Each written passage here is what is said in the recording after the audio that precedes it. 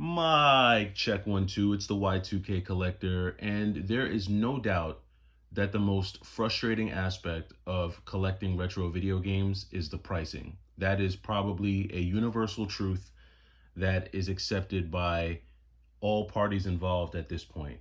But there is definitely a close second when it comes to the most frustrating aspect of collecting for retro games. And that is going to have to be the fact that retro games sometimes decide to just stop working, and there's no real clear reason as to why. And unless you are extremely tech savvy, unless you're good with soldering and you know how to break apart PVC boards and dismantle motherboards and work with different chips and reroute circuits and all that jazz, unless you're like really good with that stuff, you can find yourself in a serious jam once retro items start to break down on you. And it's true, it's inevitable. Retro games are going to break down on you at some point. They don't last forever. Nothing lasts forever. And so it's something that you have to keep in the back of your mind as you start to collect retro games, or while you're collecting retro games. And you really got to be thinking about what your plan is for when some of these items start to break down. Now, starting this year, I've had an incredible run when it comes to handheld pickups. I think I've probably picked up more handheld games in the first 4 months of 2025 than I have probably in the last like 2 years. I've picked up a myriad of games, ranging from the original Game Boy to the Game Boy Color to the Game Boy Advance to the DS, the 3DS, the PSP, the Vita. It's been cool. Honestly, it's been an amazing trip down memory lane. It's been a blast. But I've had a few duds. I've ran into a few handheld games that just were just complete duds and did not work for me. And I wound up having to return them. And usually, when a game doesn't work and I have to return it, I'm not that pressed or sad about it, unless it's a game that I really want. And there are certain times where I'm like crossing my fingers when I get home with the game, hoping that the game actually works. An instance of that would be this pickup that I got last month of Kirby Tilt and Tumble rather. When I picked this game up, I was really hoping, man, I hope this works when I get there, when I get home, and sure enough, it did, and I was pleased about it. Or yesterday when I picked up Dragon Ball Adventure, thankfully it worked. Or the day before when I picked up Pokemon Emerald and it worked. Or even when I picked up a game like Sonic Adventure 2. This was a game that I really wanted to work, and thankfully it did. I was a little nervous when I picked up Def Jam Fight for New York Takeover, because I thought it wasn't going to work because the UMD had tape on it. So I was like, man, I hope this thing works. Sure enough, it did, and I was able to keep it. And then of course there's all the DS stuff that I picked up, like when I found Okamiden the other day for $30, or $36. Was hoping that it worked. I mean, I was confident that this would work because it looked like it was in like new condition, so I had no doubts about that. Or some of the other games like Yoshi's Island DS. Some of the other DS games for the most part, and 3DS games are pretty solid. I don't have a lot of issues with DS and 3DS games, so I'm never too worried. But once you start getting into like the original Game Boy, Game Boy Color, Game Boy Advance territory, that's where you really have to start crossing your fingers, because a lot of these games come with batteries inside. So like, for instance, like all four of these Pokemon games were purchased from GameStop's website. Three of them were purchased during the buy two get one. I just happened to be really lucky. I never see Pokemon games on their website, and when I saw it, I was like, I could get a free Pokemon game. Why not? And I really crossed my fingers for two things. One, I was praying that when they came, they would be authentic. And two, I prayed that they actually worked, because these games all have batteries in them. And, they're notorious for the batteries dying and things like that, which, hinders your ability to save games and stuff. But I had been playing Pokemon Red pretty much all of like January, February. I think I made it about halfway through the game, because I think I visited about 4 or 5 gyms. And then I put it down. The same thing happened to me when I was playing Chrono Trigger. Like, RPGs are tough because you got to really stick with them until you finish them. And I always make it to about halfway through an RPG, and then I put it down and start playing something else. But My point is that with a lot of these games, you really have to hope and pray that they work. Now, the most recent instance of this was yesterday when I picked up this copy of Resident Evil Gaiden. Now, I wouldn't even honestly have really known about this game or paid attention to it had it not been for the folks on my channel. Few people mentioned this game, and I was like, Resident Evil Gaiden, why do people keep mentioning it? And sure enough, as soon as I walked in to GameStop, I had to go make an exchange. When I made the exchange, I picked this up during the exchange as part of the exchange, and brought it back. Now, I showed this yesterday in a live, and shout out to Easy Gamers, shout out to Grailbound Gaming, shout out to, there were a number of people in a live. I did a live yesterday, so if you were part of that live, shout out to you. I think Destiny FOMO showed up. Shout out to her. And a lot of these folks, they kind of just gave me some tips because this Resident Evil Gaiden game just wasn't working properly. It loaded up, it booted up, it turns on, you get the opening Game Boy screen, you actually get the opening credits, and you actually get the opening cutscene. But once it's time to start getting into the game, the screen goes black and it glitches out. Now, I opened the game up. I got some alcohol with some Q-tips. I pretty much rubbed it down with alcohol and Q-tips. I checked to see if any of the chips were loose. I tried to look at the connector pins to see if I saw anything wrong there. I tried to look to see if I could see any type of corrosion.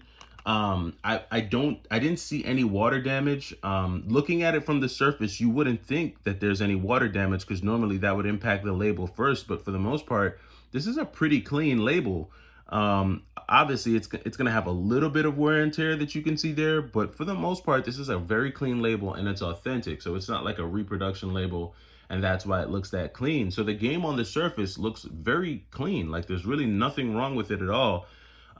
So it's really kind of baffling as to why it wouldn't work. And like I said, yesterday I got a ton of ideas from Easy Gamers and Destiny and Grailbound and others who pretty much were just, telling me like, hey, try this, try that, try changing the battery in the game, and see if that will work. So, I'm on a bit of a timer because, GameStop they only give you 7 days to return the game. And I'm really trying to see if there's a way that I can, I'm kind of on the clock. I'm trying to see if I can fix this game before my return window expires, because if not, I will unfortunately have to return this. And it'll be just my luck that I return this game and then someone who actually knows what the hell they're doing with fixing games, they'll buy it and fix it and have a pretty nice copy of Resident Evil Gaiden for like 40% of the market value, because the game itself wound up coming out to like $80. This is like a $200 game. So they'll get like, 60% off on the game or 50% off, whatever the math is on that. To me, that's a good deal for a game like that, but it's a bummer because it won't work. And this is the challenge with retro, man. This is sometimes what you have to deal with when you are trying to dive into retro. And I could see this being a reason why people don't want to engage with it, why people want to kind of stay away from it.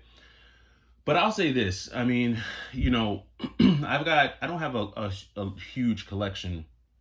I would say, in comparison to other people's collections, in the retro gaming community, if you're a part of the retro gaming community, especially if you're part of the YouTube retro gaming community, most of us who are in this community, we probably have over 100 games, maybe 200. Some have in thousands of games. Me, I've always tried to keep my collection under 1,000. I try not to go over 1,000. And so once I'm like getting over that, once I see myself like at 1,050, getting close to like 1,100 games, that's when I do like a big sell off of at least 100 games to get it back down to 1,000. So I don't have a huge collection, and out of all the games that I've had in my collection, I could probably count on my hand how many of the retro games that I have stopped working. And I'm talking about games that when I bought them, they were working and they just stopped working, or games that I bought and, You know, maybe they appeared to be working when I first picked them up, but then they kind of kunk out on me. It's a very, very small number of games that have done that to me, um, across all my systems, all my platforms. And I have games that go all the way back to the NES. That's probably my oldest generation. NES and Game Boy are probably the oldest generation of games that I have in my collection. I really don't go beyond Generation 3 or older than Generation 3. And, you know, I don't really have a lot of games malfunction on me, whether it's cartridge based games or CD based games, and they don't, you know, it doesn't happen.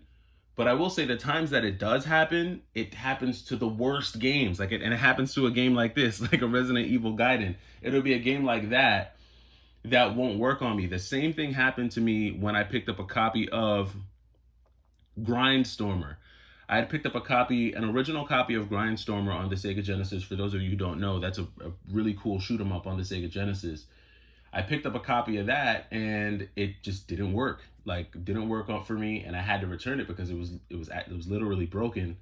And I took it back to the store, and they had it, like an in-house guy that repairs games there, and he actually told me that Grindstormer is known for like malfunctioning. That's the one Sega Genesis game that's known for like having like breakdowns. And there are certain games that are out there, like certain cartridge-based games that have a history of just breaking down. Like whatever was used to build them just wasn't quality stuff, and they break down. Kind of similar to the gold version of The Legend of Zelda Majora's Mask. A lot of people know that that cartridge itself is very fragile, so it tends to break and crack and stuff like that. So, you know, you have different games in the retro gaming community that people know just are faulty, right? And I try to stay away from those games, but I had never run into a copy of Resident Evil Gaiden in the wild before. And again, at first glance, you're like, wow, this is a really good looking game. You wouldn't think that there would be any issues with it. But of course, this is the one game so far this year that just isn't working for me. So I've tried it. The only thing that I haven't tried yet is changing out the battery. I got a lot of good advice and some good tips from folks yesterday. But if you guys out there, if there are any gaming aficionados, I've actually gone on Reddit to see if I could find anything on Reddit. I've searched YouTube. I've scoured the internet trying to see what the issue could be. If there are any gaming tech savvy folks out there who might know what the problem is, let me know. I'll show you exactly what it does. I showed it yesterday in the live, but seeing as how we're all here in this video now, might as well show you all again.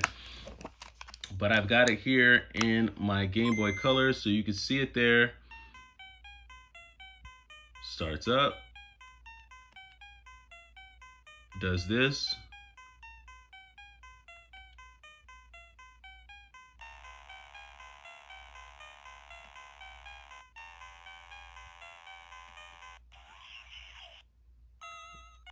All right. So you get all this jazz, right? You get excited, right? Because you're like, oh man, I'm excited. This game is going to start working for me. See, I'm hype. I'm hype. And then once you get through all of this gnarly cutscene action here, it does this. How disappointing is that, right? So if anyone has a diagnosis for what the hell that is, please let me know. Share your thoughts and opinions down in the comments, and hopefully we can get this thing fixed. It is the sucky part of collecting retro, but we love retro and we're going to do it anyway. Let me know what you guys think, and I'll catch you in the next video. It's the Y2K Collector. Take it easy.